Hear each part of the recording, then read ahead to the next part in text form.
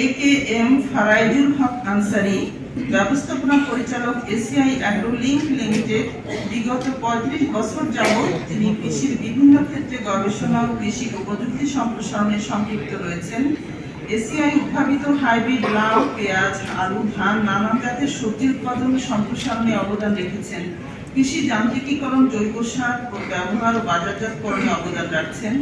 সে পরিপ্রেক্ষিতে কৃষির উৎপাদনে জাত উদ্ভাবন ও প্রযুক্তি সম্প্রসারণের ক্ষেত্রে সক্রিয়ভাবে সম্পৃক্ত থাকার স্বীকৃতি স্বরূপ জনাব এ.কে.এম. ফারাইজুল হক আনসারীকে কৃষি ক্ষেত্রে গুরুত্বপূর্ণ ব্যক্তি এআইপি 2021 সম্মাননা প্রদান করা হলো।